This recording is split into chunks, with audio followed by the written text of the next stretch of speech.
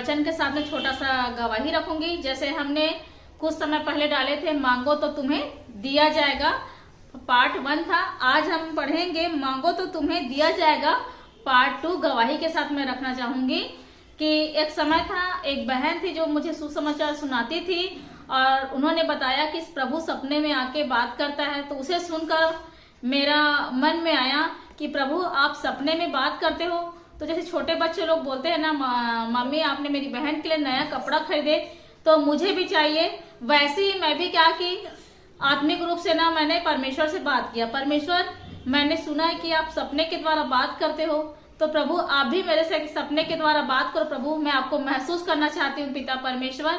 ऐसे मैंने परमेश्वर से प्रार्थना किया और उसके बाद उसी रात में परमेश्वर क्या किया, मुझे सपने में मिलने आया।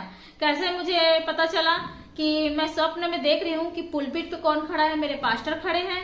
उसके बाद देख रही हूँ कि उस जगह में, उस भवन में अंदर चर्च में, जहाँ संडे क्लास के बच्चे लोग बैठे रहते थे, उसके पीछे फिर मैं बैठती थी और कलीसिया लोग बैठते थे, बड़े लोग। तो मैं सपने में देख रही थी कि उस जगह में खाली है बहुत, और मैं एकदम स्लीप होकर ना पुलपिट के पास आके बैठ जा रही हूँ। ऐसा मेरे साथ 3 बार हुआ। तो पीछे मैं पलट के देखी और एक बहन थी आशा नाम की विश्वासी, जिसके साथ मैं चर्च जाती थी। तो उसको मैं बोली, बहन आना सामने ऐसे करके। लेकिन फिर मैं कुछ समय बाद देखती हूँ कि मैं अपने आप को फिर मैं जाके पीछे बैठ रही हूँ। फिर कुछ समय के बाद मैं क्या हुआ, फिर स्लिप जैसा होकर ना मैं पुलपिट के पास फिर बैठ गई। ऐसे करते करते 3 बार हुआ और बहन को मैंने 3 बार कहा कि बहन आशा आना मेरे पास।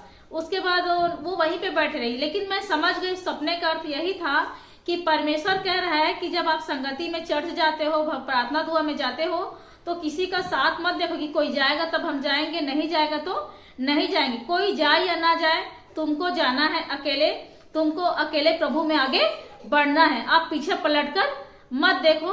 मैं समझ गई, क्योंकि हम लोग क्या करते, कभी भी प्रार्थना में जाना रहता तो हम साथी ढूंढते हैं और कोई साथ मिलता तभी हम प्रार्थना में जाते हैं, नहीं तो नहीं जाते। कुछ लोग ऐसे पाए जाते हैं। तो आप किसी का साथ मत देखो। ऐसे करते करते प्रार्थना का समय, स्तुति का समय निकल जाता है। तो जब आप प्रभु आपसे बातें कर रहा है, देखो प्रभु क्या किया, मैंने मांगा प्रभु से, प्रभु आप मुझसे भी सपना दो और बात करो। तो प्रभु मुझे भी सपना दिया और बात किया। जो मैंने मांगा प्रभु ने दिया और प्रभु मुझे सिखाया, किसी को मत देखो, आप अकेले भवन जाओ। आपको प्रभु में व्यक्तिगत संगति में आगे बढ़ना है। जैसे मूसा, अब्राहम आत्मिक जीवन में व्यक्तिगत आगे बढ़ा और परमेश्वर व्यक्तिगत उनसे मिलने आते थे और बात करते थे और उसका बल को बढ़ाते थे। तो वैसे ही परमेश्वर व्यक्तिगत सपने के द्वारा मुझसे मिलने आया और कहा कि प्रार्थना आप अकेले जाओ, आगे बढ़ना है, परमेश्वर आपके साथ है, प्रभु आपको सामर्थ देगा।